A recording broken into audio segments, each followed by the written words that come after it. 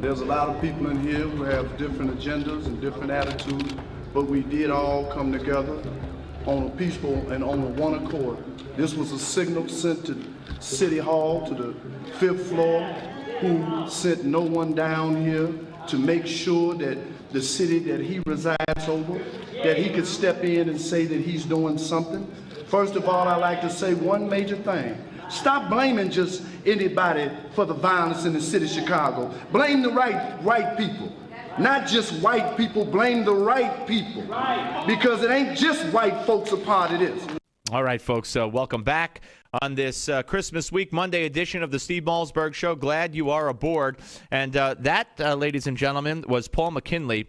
He ran as a Republican for the seat vacated by Jesse Jackson Jr., when he had to resign from the Congress. He's also with with Vote, VOTE, which is Voices of the Ex-Offender, and that is Paul McKinley. Hey, Paul, how are you? Hey, how you doing? I'm good. Welcome to the show. Thanks for coming on. I really appreciate it. Merry Christmas to you. Merry Christmas. Thank you very much. All right, so this was an Al Sharpton National Action Network kind of town hall, I guess, in Chicago on Thursday, and anti-gun kind of town hall, and or gun violence, if you will, and it turned into quite an event. Well, first of all, the meeting had been, and they have been having several meetings, but never have they had the grassroots people. They've been having the same machine people, city workers, pepper the audience with 501c organizations that work for the city. And they all get in there and sing the same liberal song on how that it's the gun that people kill. No guns, they got guns and gun shops, and ain't nobody got killed. Just because you got a gun don't make people ain't gonna just die because there's a gun in the area.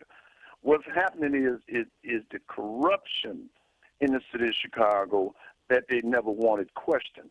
And Al Sharpton, whatever his motives was, when he got there, he had found out that he had a packed house of grassroots people. Now, I'm talking about people off the streets. I'm talking about people, PTA members. I'm talking about block club leaders. I'm talking about small business owners. I'm talking about every aspect of the community which the Democratic machine in the city of Chicago does not want to come out, does not want to hear from them, and does not want to expose the corruption that lead to all the violence in our community. You know, Chicago is a major headquarters for narco-terrorists.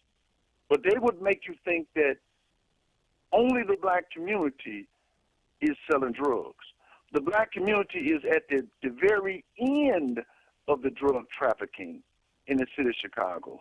They never catch the narco-terrorists, which, by the way, have systematically took over the streets of the city of Chicago. Most of the violence you see in the city of Chicago are drug-related. They're not gang-related.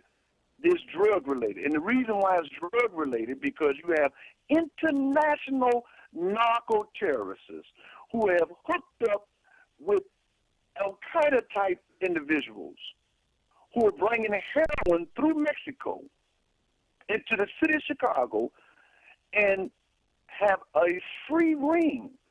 The police sit back and watch all this. All right. Well, let me ask you, Paul. So I think what was very key here is that people also talked about it, or you might have been you as that soundbite went on, talking about they're the ones who closed your schools, they're the ones who sit back and watch the crime, they're the ones who allow the guns and the violence. So when you say they're in the 5th floor, you're talking about Rahm Emanuel, the mayor of Chicago. You're talking about his administration, correct? Well, we're talking about, and when people think about Ron Emanuel, they think that it's a white guy downtown and he's running the city. First of all, I want to dispel that myth in your mind. Yeah, Ron Emanuel may be a white guy, but it's a bunch of black folks playing a part in this. You see, the machine is not a color. It is a criminal enterprise. And so Ron Emanuel represents the machine. He is the figurehead. He is to legitimize it, and even to say that it's the Democratic machine is to make it legitimate. It ain't. It's a criminal enterprise, And Ron Emanuel heads it up. And it's got black people in it. It's got Latinos in it. It's got Chinese in it. It's got white folks in it. It's got all, because Chicago has a multi-ethnic. So it has all those different groups. It is a criminal machine. All right, but Paul, the president, I mean, this was in Hyde Park, not far from where the president, where his home is. Does the president, I mean, Emanuel came from the White House. Obama came from Chicago. I mean, does the president, I won't say he's part of the criminal element, but does he not know that this is going on? Do you believe he knows that this is going on? Well, that was one of the things that we want to bring out in this meeting.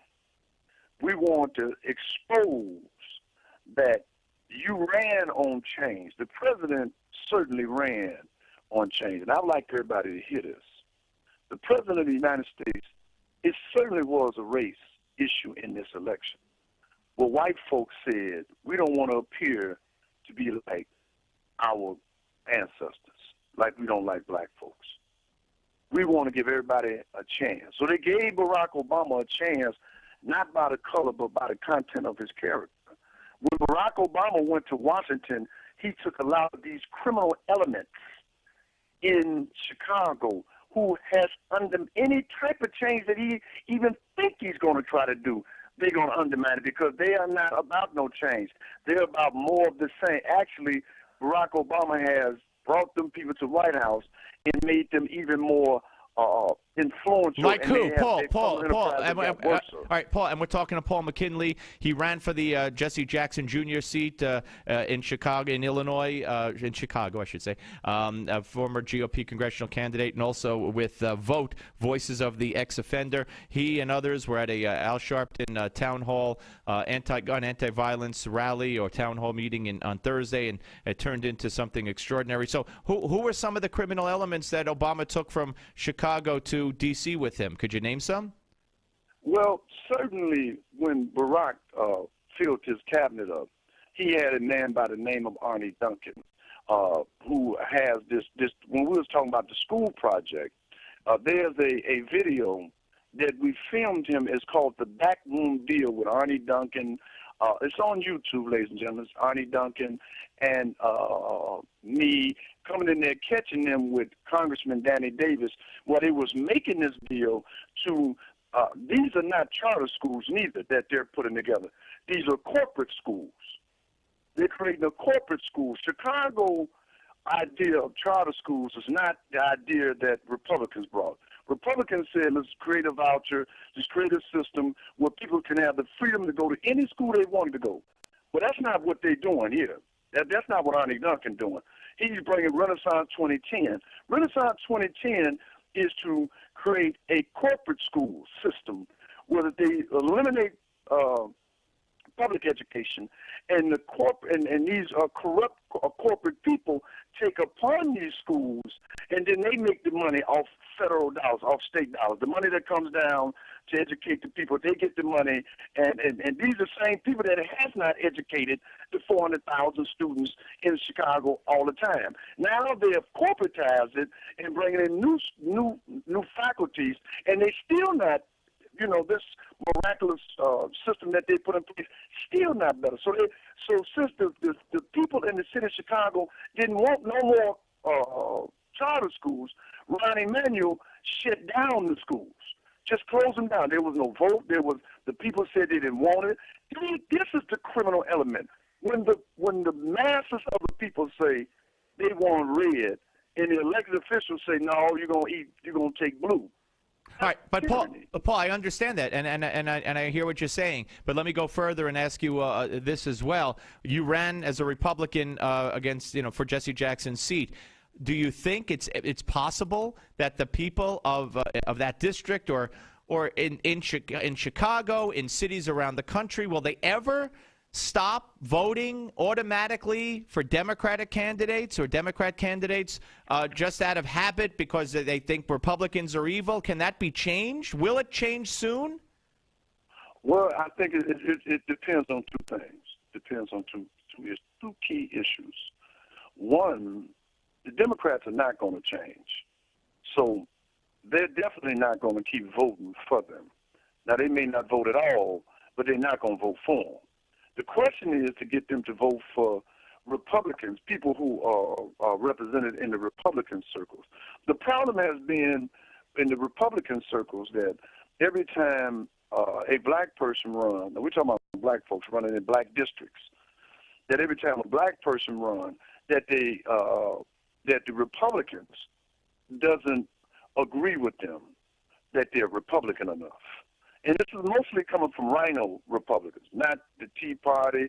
Because I received overwhelming support from the Tea Party. Now, it's funny that you brought this up, how that in my district I ran, I got overwhelming support by white Tea Party people and no support by white liberals. Now, that sounds real strange, don't it? No, because white liberals consider, not every white liberal, I'm not making a generalization, but often white liberals and Democrats and, in the media, the liberals in the media would consider a Republican, black Republican, a female Republican, a Hispanic Republican. There's something wrong with them. If you're black, you're uncalm, you're step and fetch it, they throw Oreo cookies at you. So no, I'm not surprised. Well, they couldn't use that type of terminology or stuff on me because I'm not just a guy that ran for office. I'm an activist. That too, yeah. And I've been fighting, and I'm an ex-offender, and I'm an activist for ex-offenders. My whole thing was I'm an ex-offender to prevent a next offender. No, so Paul, but you sold out. So they couldn't use that on me. But to them, I know. But hey, you're qualified. You're absolutely right. You have the street cred, if you will, to appeal to the white liberals and to the Democrats. But to a lot of them, and I'm not saying all of them, but to a lot of them, you're nothing but a sellout. You put that R next to you. Look, I do shows on this all the time. I could give you the examples. In the black community, they didn't feel that. Well, let me say this to you. Yeah. In the black community, they didn't feel that way because they had been seeing me do stuff like this all the time. Right. What the issue came down to be was the media. Yeah. The liberal media, which was there was a big issue on the gay rights in the state of Illinois, which I was opposing it, the gay right marriage, which I boiled down to the gay right agenda up out of California, which was supported by 8 rich white men out of California in Hollywood, California. And so I was exposing that, busting it out, showing that this ain't no gay issue. This is a personal quest out of Hollywood, California. You know what I'm saying? Headed up by movie producers. Right. You know what I'm saying? Mm-hmm. And I didn't have this type of problem exposing, and a lot of the ministers and a lot of the Christians and even some of the Muslims got on board with me. But what ended up happening was the liberal media, when I was finally challenged and I was setting out, I would refuse to retreat from my principles and what I believed on. The liberal media became it became a blackout. My election became a blackout. Yeah. All right, well, let me ask you. Might you try this again? Might you run as a Republican again for that seat? Well, I didn't want to run this time because I wanted to help a man by the name of Oberweis. Right. Oberweis is running as a senator against Dick Durbin. And Dick Durbin has did nothing but support racist policies toward black people. Dick Durbin, the so-called I love black people senator. So our whole quest now was for me to step back. I said, okay, well, I'm going to step back and support Oberweis and get black folks to hear Mr. Oberweis so that they can hear or get a breath of fresh air. I think that the reason why a lot of black folks, like that guy Chris up in New Jersey, did so good was because Chris went down and talked to the grassroots people. The grassroots people then grabbed Chris by his hand and walked him through the community. That's what I'm finna do with Mr. Oberweis. You're talking about Chris. You're talking about Governor Chris Christie. Yeah. Okay. He walked in. He got all them black votes because he went and talked to a small town black mayor. Right. And that small town black mayor took him to the grassroots people. Yep. And the grassroots people let him talk to him. You know, it's similar to. I hear, and that's what you're going to do. Hey, Paul, let me ask you one more question. So you talked about Obama running on change and how white people, decided they'd give him a chance based on the content of his character. Now, of course, his poll numbers on character, believability, and honesty are in the toilet. How do you rate Barack Obama at this point? I think Barack Obama's biggest mistake was to bring these people from Chicago with him. The criminal element, as you put it. Right. I think that I believe that Barack Obama originally, now I could be wrong, I can, just to go by his language, I believe originally, because I know him, I protested him in Chicago, he knows me, I protested Rahm Emanuel, every one of the politicians in Chicago I done protested, they all know me. I believe President Barack Obama originally did want change, but when he got the criminal element, when he went and got the Hillary Clintons and brought her in, next thing you know, he's talking about because all Obamacare is a recycled Hillary care. You know what I'm saying? When it was trying to get it, right. It's all recycled. There ain't nothing new. So I feel that they came in with their own agenda. He brought these people in. If he wanted change, he shouldn't have allowed these old hacks. And look what Hillary did when he brought her in and gave her a spot. She went right in there and got people messed up. And now she want to run for president. Excuse me. No, we ain't finna go. Black folks ain't going with her. Period. At all. Now you white folks may go. We ain't going with her. Period. You know what I'm saying? You don't think blacks will vote for Hillary? No, they're not going to be able to sell. We're still going to sell the first black woman. Now, this is going to be the first black woman president. They're already with the first black, because Barack supposed to be the second black mayor. Her husband was the first black mayor because he blew a saxophone on our Senior Hall show. So what they going to do, bring her in and try to sell her as the first black white woman? Hey, listen. Look, I'm just keeping it real. Y'all can laugh. No, I'm not laughing. I think it's humorous. I'm not laughing at you. Listen. I'm just saying, it's just how they going to bring her in here.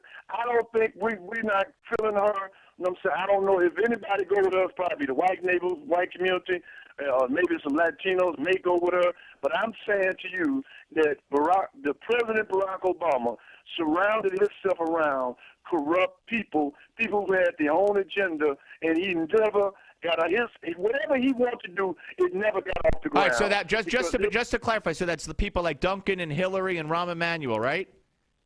Yeah. All right, listen. If you look at Paul, I got to end it. But listen, I hope you'll come back. I really do, because you're a breath of fresh air, and I hope you could try to straighten out Chicago, not all by yourself, but I hope you can make it happen for everyone that lives there. Thank you, Paul. Thank you very much. Take care. You take care. Paul McKinley, ladies and gentlemen, former Republican congressional candidate for Jesse Jackson Jr. seat in that district. You heard him say the liberal media destroyed him. Because he dared not favor gay marriage, as he put it. And he also is with Voices of the Ex-Offender. All right, we're going to come back. Steve Malzberg Show. We got so much more ahead. When we come back from the top of the hour break, Simon Abang Deng will join us. He is an award-winning activist. He is a refugee from Sudan, where he was a slave. Lots going on in Sudan right now, and none of it is good. On the Steve Malzberg Show, Newsmax TV and radio.